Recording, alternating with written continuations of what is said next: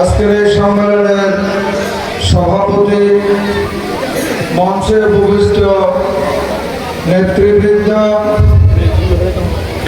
সামনে উপস্থিত জামাত ইসলামের আজকের সম্মেলনে উপস্থিত ভাই বন্ধু, আসসালামু আলাইকুম ওয়া রাহমাতুল্লাহি ওয়া বারাকাতুহু। আমরা আল্লাহ রাব্বুল আলামিনের দরবারে শুকরিয়া আদায় করছি যে মাহবুব আসরের নামাজের পর এই অনুষ্ঠানে উপস্থিত হওয়ার জন্য তৌফিক এনায়েত করলেন। সবাই বলি আলহামদুলিল্লাহ। আল্লাহর হাবিব সাল্লাল্লাহু আলাইহি ওয়াসাল্লামের উপর অসংখ্য দরুদ এবং সালাম পেশ করে আমি বেশি কথা বলবো না। কথা হচ্ছে আমাদের প্রতিপক্ষ, বিশেষ করে বিএনপি, জামাত ইসলামী জীবনে কোনো ক্ষমতায় যায় নাই। এরপরে ইতিপূর্বে জাতীয় পার্টি, আওয়ামী লীগ, বিএনপি এরা একবার না কয়েকবার ক্ষমতায় গিয়েছিল, ঠিক কিনা? তো এখন এই ময়দানে এখানে যারা বিএনপির লোক বা যারা জনসভা করে তাদের লক্ষ্যবস্তু, তাদের সমালোচনার সবচাইতে বেশি সমালোচনা করে একমাত্র জামাত ইসলামীকে। জামাত ইসলামের বিরুদ্ধে এত সমালোচনা কেন? আমি এই যে অনেক কথা আসছে, বিশেষ করে আমাদের এক মুফতি সাহেব বলেছে যে শরিয়া আইনে বিশ্বাসী নয়, ঠিক কিনা? শরিয়া আইনে বিশ্বাসী নয়, শরিয়া আইনে বিশ্বাসী নয়, এটা মুখে কথা বলা যেত, কিন্তু এটা যদি অন্তরে থাকে, বিশ্বাস করে, সে মুসলমানও থাকবে না।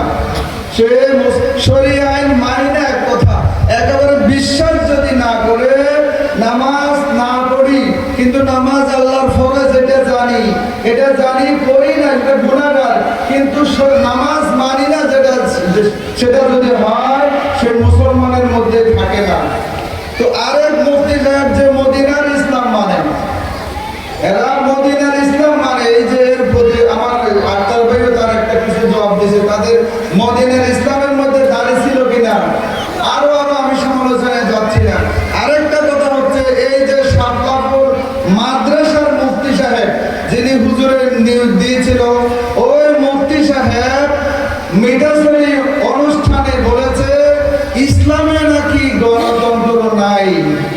এখন চিন্তা করে দেখেন, আল্লাহর হাবিব সাল্লাল্লাহু আলাইহি ওয়াসাল্লাম দুনিয়া থেকে যখন চলে গেছেন, দুনিয়া থেকে ওফাতের আগে হযরতে আবু বকর রাদিয়াল্লাহু তাআলা আনহুকে খেলাফতের মসনদে বসাইছিলেন, ঠিক কি না?